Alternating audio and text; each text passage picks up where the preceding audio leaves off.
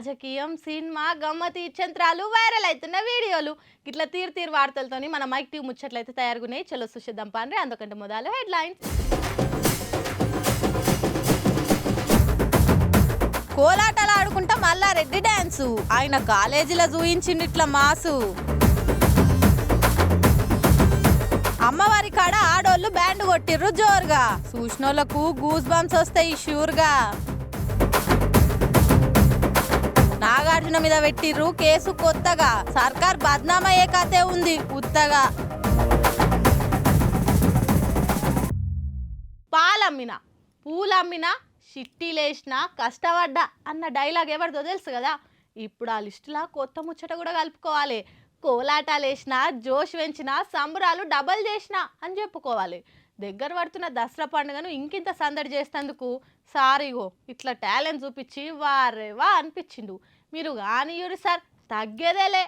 పంచులైనా పండుగ సంబురాలైనా డాన్సులైనా దాండియా అయినా మల్లారెడ్డి సార్ దిగనంత వరకే. Once sir coming celebrations blasting. మాజీ మంత్రి మల్లారెడ్డి సార్ మామూలు అప్పుడే తగ్గేదేలే అన్నట్టుంటాడు. ఇక పండుగలు సంబరాలప్పుడు అస్సలు తగ్గేదేలే అన్నట్టు చేస్తాడు. ఇక ఆయన నియోజకవర్గం మేడ్చల్ల మైసమ్మ గూడలున్న మల్లారెడ్డి లేడీస్ ఇంజనీరింగ్ కాలేజీలా బతుకమ్మ సంబరాలు అయితే సార్ గెస్ట్కి వచ్చిండు. ఇక బయటోళ్ళు ఎవరో పిలిస్తేనే పోయి స్టెప్పులేసి కాలు నయంగా కంటెంట్ ఇచ్చి వస్తాడు. అసొంటిది సొంత కాలేజీలా పండుగ పూట మామూలుగా ఉంటాడా?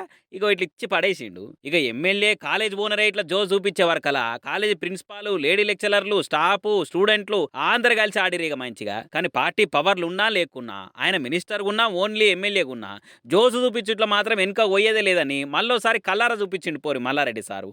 మరి మల్లారెడ్డి మదాకా అన్ని పండుగలేమో కానీ దసరా అంటే ధూమ్ ధామ్గా చేసుకునే పండుగ.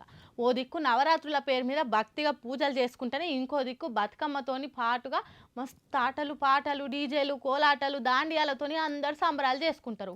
అట్లనే పోతానా ఆడోళ్ళంతా బ్యాండ్ సప్పుడుతోని సందడి చేసిన వీడియో ఒకటి పొట్టు పొట్టు తిరుగుతుంది. చూస్తే గూస్ పింపుల్స్ పక్కా. అన్ని పండుగలు ఒక ఎత్తు అయితే దసరా పండుగ ఇంకో ఎత్తు. నవరాత్రుల పేరు మీద దేశమంతా దేత్తడిగా సంబరాలు చేస్తుంటారు. మన తాన బతుకమ్మ కోలాటలు ఎట్లనో ఒక్కో తాన దాండియా గర్భ అనుకుంటా తీరొక్క రకంగా ఆడి వాడుతుంటారు. అట్లనే ముంబైలో ఓ తాన అమ్మవారిని నిలబెడితే ఆడ ఆడోళ్ళంతా కూడి బ్యాండ్ కొట్టి ధూమ్ ధామ్ చేసిర్రు ఇట్లా. మరి ఎప్పటి సంది ప్రాక్టీస్ ఉందో ఏమో గాని ఒక్కరు కూడా అటు ఇటు కాకుండా అందరు ఒక్క తీరుగా బ్యాండ్ కొడుతుండే వరకల్లా చూసినా కొద్ది చూడబుద్ధి అవుతుంది కదా. మామూలుగా మొగోళ్ళు బ్యాండ్ కొట్టుడే కామనే గాని దుర్గా నవరాత్రులు అంటేనే అమ్మవారిని గొల్చే పండుగ. అందుకే ఇట్లా ఆడోళ్లే మాకేం తక్కువ అని ఇట్లా ముంగట్టుకొచ్చినట్టుర్రు. ఇక ఆడున్నోళ్ళు మనమే చూసి ఖుషి అయితే ఎట్లా, అందరు చూసి మురిచిపోవాలి కదా అని వీడియో తీసి సోషల్ మీడియాలో పెట్టే వరకల్లా మస్తు వైరల్ అయి వాట్సాప్ స్టేటస్లకు ఇన్స్టా పోస్ట్ లెక్క పట్టింది ఈ వీడియో. ఇప్పుడే ఇట్లుంటే ఇంకా దసరా నాటికి దేశం మీద ఏ తీర్లుంటాయో ఇక సంబరాలు చూడాలి.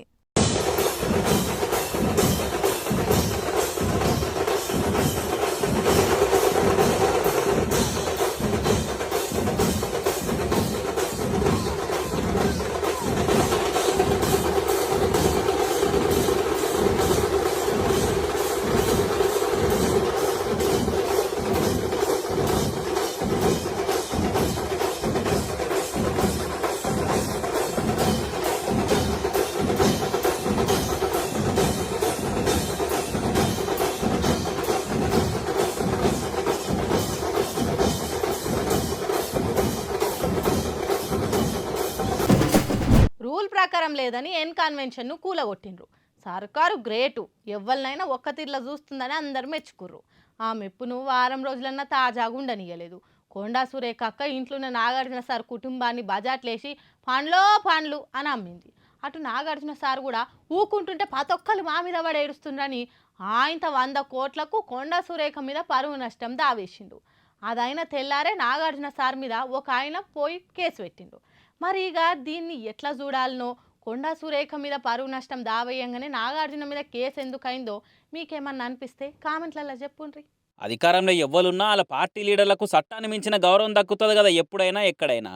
అట్లనే మన తెలంగాణలో చట్టాన్ని ఒక మెట్టు దించి అధికార పార్టీ మద్దతుదారులను ఒక మెట్టెక్కిస్తున్నట్టే ఉన్నారు అధికార వ్యవస్థను నడిపించేటోళ్ళు. మాదాపూర్లో ఎన్ కన్వెన్షన్ గులగొట్టిరు. అది కోర్టుల కేసు నడుస్తున్నది. ఇది ఇట్లుండగానే నాగార్జున సార్ చెరువుల ఫంక్షనాలు కట్టిండని జనం కోసం అధ్యక్షుడు కసిరెడ్డి భాస్కర్ రెడ్డి అనేట ఆయన కేసు పెట్టిండు. మరి జనం కోసం భాస్కర్ రెడ్డి గారు అది కట్టినప్పటి సంది ఏడుండో తెలియదు. కూలగొట్టినాక హైదరాబాద్ పోయి హద్దులు సెట్ చేసి రాళ్ళు వాతినాక మళ్ళీ కేసు పెట్టేదేమున్నది? ఆ ముచ్చట మీద మళ్ళీ హైకోర్టులో కూడా కేసు నడుస్తూనే ఉన్నది. నాది రూల్ ప్రకారమే కట్టిన ఫంక్షన్ హాలు, ప్రభుత్వమే అన్ని అనుమతులు ఇచ్చింది. చెరువు జాగం తెలిస్తే మేమెందుకు కడతాం చేస్తామని కోర్టుకు పర్మిషన్ కాయిదాలు అప్పచెప్పిండు. ఏడికాడ పొతం పెట్టినాక మళ్ళా నాగార్జున సార్ అక్రమంగా కట్టిండని పోయి కేసు పెట్టుట్లా ఆంతర్యం ఏందన్నది ఎరికైతే లేదని నెటిజన్లు కామెంట్లు చేస్తున్నారు. కొండా సురేఖ మీద పరువు నష్టం దావేసినందుకే కక్ష సాధింపు కోసం ఇట్లా కేసులేసి ఇబ్బంది పెట్టాలని చూస్తురని చాలా మంది నెట్టన్నలు మండిపడుతున్నారు. నాగార్జున సార్ ఫంక్షన్ హాల్ కట్టింది కూలగొట్టినాక తెలిసింది అత్తమరికి ఇప్పుడు పోయి కేసు పెట్టిరు. ఇదేదో 14 ఏళ్ల కిందటనే కదా చేయవలసింది. ఇప్పుడు వచ్చి కేసు పెట్టిరంటే వెనుకపంటి మోటో ఏందో ఉట్టిగానే అర్థమవుతుంది అని అనుకుంటే అక్కినేని ఫ్యాన్స్ కూడా ఆగ్రహం అవుతున్నారట. జనాలు రోజు రోజుకు మస్తు క్రియేటివ్గా ఆలోచన చేస్తుండ్రు. సోషల్ మీడియాలో ఓ పాటోళ్ళు ఇంకో పార్టీని ఎట్లా ట్రోల్ చేసుకుంటారో అంతకంటే ఎక్కువ క్రియేటివ్ ఐడియాలతోటి సర్కార్ను ట్రోల్ చేస్తుండ్రు బాధిత జనాలు. అది ఎట్లా అంటే ఇగో ఇలా చూస్తుర్రా, మహిళలంతా ఇంటి ముంగట నిల్చొని మంగళారతి పట్టుకొని తిప్పుతురు కదా, వాళ్ళు ఏం చేస్తురో ఎరికేనా? వాళ్ళ ఇంటికి దిష్టి తీస్తున్నారు. అగో అది కూడా వార్తేనా అనుకునేరు.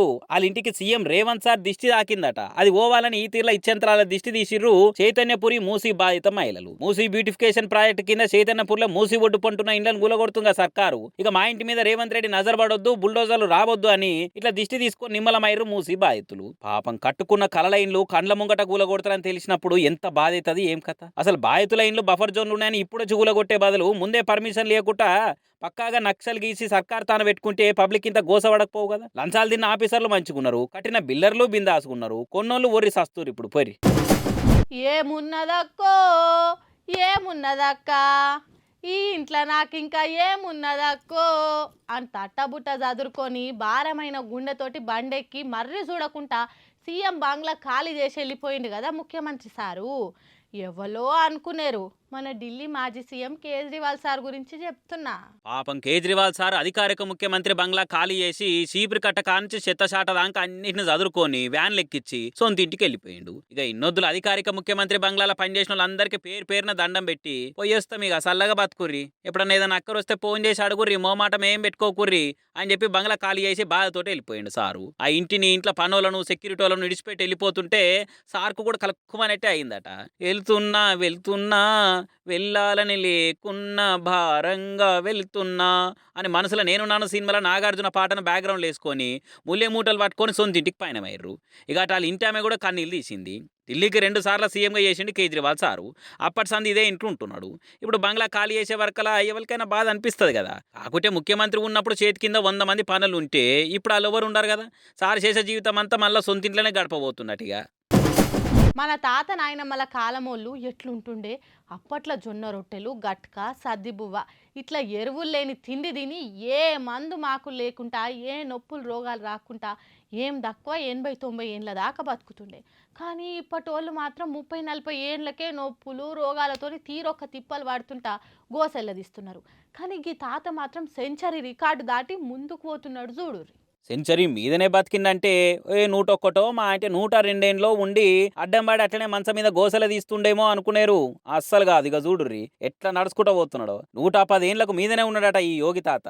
మరి ఏం తిన్నాడు, ఏం తాగిండు, ఈ వయసులో కూడా ఇట్లున్నాడంటే ఈయన అందరి లెక్క బయట ఉండడట. బెంగళూరులో ఓ గుహలు ఉంటే అక్కడోళ్ళు నిన్నయాల మెల్లగా బయటికి తీసిర్రు. కొన్నేళ్ల సంది ఆ గుహలనే దేవుని జపం చేసుకుంటుంటుండట. అప్పట్లో రాముని పేరు మీద ఒంటికాల మీద తపస్సు కూడా చేసిండట. సియారాం అనే బాబా మధ్యప్రదేశ్ ఆయనట. ఏడాది తారీఖు కరెక్ట్ తెలియకున్నా గానీ ఈయన వయసు అయితే 110 ఏండ్లకు మీదనే ఉంటాయని చెప్తున్నారు అక్కడోళ్ళు. గుహల్నే కూర్చొని ధ్యానం చేసుకునే వరకల మీదికెళ్ళి వయసు కూడా మీద పడే వరకల నడుములు అట్లనే వంగిపోయినాయి. తిండి కూడా ఏం గట్టిగా లేకపోయే వరకల మనిషి మొత్తం బీల్చుకపోయి బొక్కలకే చర్మం అతుకపోయినట్టు అయింది. కానీ బయట తీరొక్క తిండి తిని జిమ్ములు వాకింగ్లు చేసి పూటకు బుక్కెడు మందులు బుక్కినా గానీ ఏదో రోగంతో కింద మీద ఆప్ సెంచరీ కొడుతందుకు కూడా ఆగమాగం అవుతుంటే ఎండా తిండి ఏం కూడా సరిగ్గా లేకుండా అన్నేళ్లు గులా బతికిందంటే గ్రేటే అనుకుంటా కొందరు మాట్లాడుకుంటే దైవ జపంలో మునిగిపోయింది కాబట్టి దేవుని మహిమతోనే ఇంకా బతుకుండి ఇట్లా అనుకుంటా భక్తి బాగున్నోళ్ళు అనుకోబట్టిరట. మొత్తానికి గుహలకెళ్ళి బయటకు వచ్చిన ఈ తాత వీడియో అయితే ఇప్పుడు ఇంటర్నెట్లో ఇరుగా మరగా తిరుగుతుందిగా. సుషిరానులా నేను పట్టుకొచ్చిన ముచ్చట్లు ఎట్లున్నాయో ఇంకిన్ని ముచ్చట్లతోటి మళ్ళా కలుద్దాం. అప్పటిదాకా చూస్తూనే ఉండండి మైక్ టీవీ ముచ్చట్లు.